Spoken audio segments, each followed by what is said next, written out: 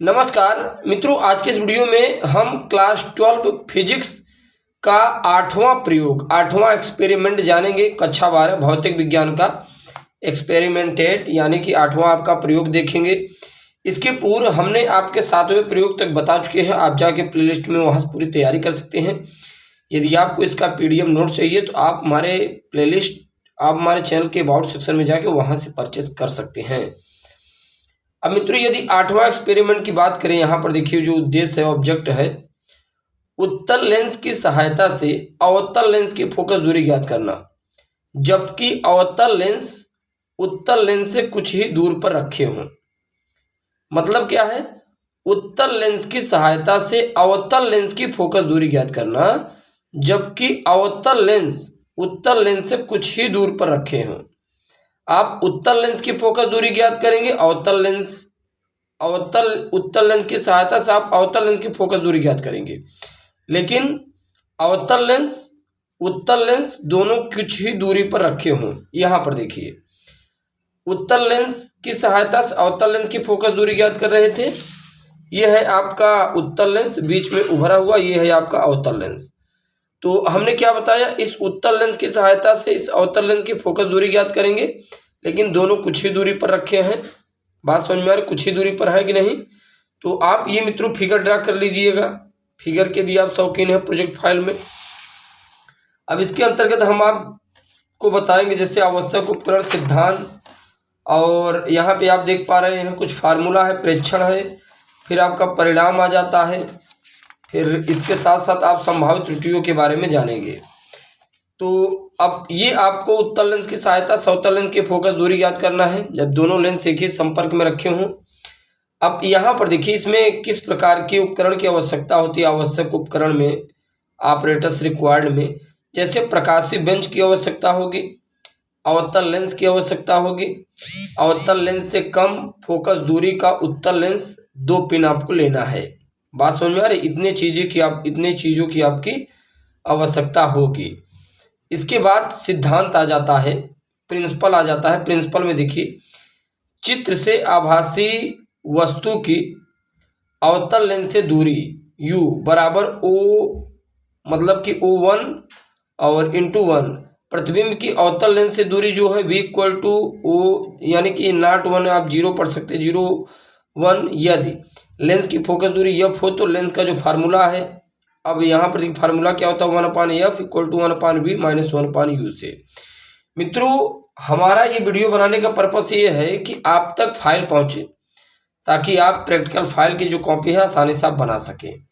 Right. इसके बाद देखिए 1/f equal to u minus v/u into v, और जब आप इसे हल करते हैं तो यहाँ माइनस कॉमन लेंगे तो ये वैल्यू इधर चली जाएगी, तो vu minus v/u into v, यह बराबर माइनस uv/v माइनस u। अब इसमें देखिए आगे क्या कहा जाता है, यहाँ u तथा v दोनों धनात्मक है। अब यहाँ पर देखिए v का मान u से क्या है, बड़ा है, अतः f का मान ऋणात्मक होगा। इसके बाद देखिए इसमें कुछ फार्मूले आ जाते हैं। फार्मूला में आप क्या यूज करेंगे, अवतल लेंस की फोकस दूरी f बराबर minus uv/u minus v। Right, ये आप प्रयुक्त फार्मूला करेंगे या फार्मूला यूज करेंगे। इसके बाद देखिए मित्रों इसमें प्रेक्षण क्या आता है, ऑब्जर्वेशन। अगर इसके ऑब्जर्वेशन की बात करें तो यहाँ पर देख पा रहे हैं आप माइनस u कामा v के लिए सारणी यहाँ पर दी गई है। सारणी कैसे है, जरा इसके बारे में हम लोग समझते हैं।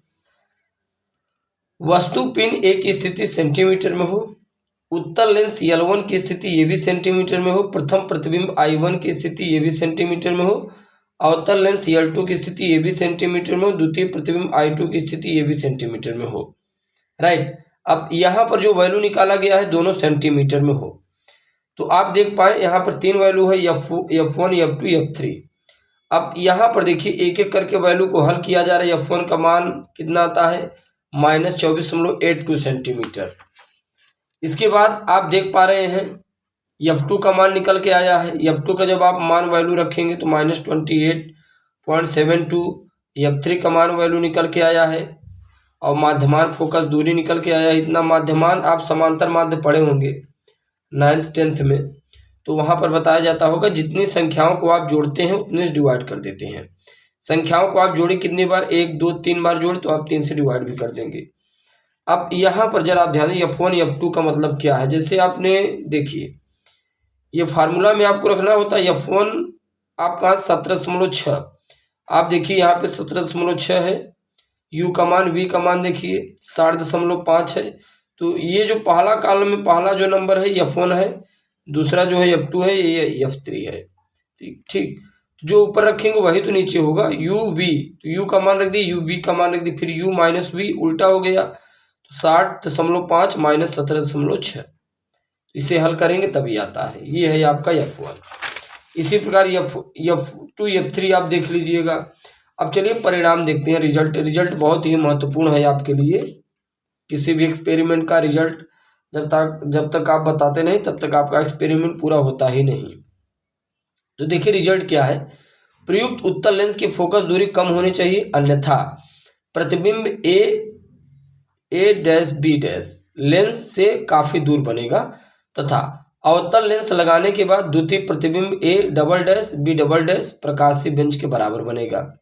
राइट, नेक्स्ट देखिए यहाँ पर पिन AB को उत्तल लेंस से इसकी फोकस दूरी के लगभग दुगुनी दूरी के बराबर रखना चाहिए ताकि उसके द्वारा प्रतिबिंब बहुत बड़ा न हो।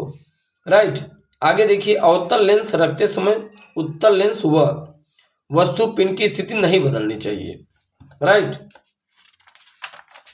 अब फोर्थ क्या है, इसमें अवतल लेंस तथा प्रतिबिंब पिन के बीच दूरी इसकी फोकस दूरी से कम होनी चाहिए, अन्यथा इसका प्रतिबिंब वास्तविक नहीं बनेगा।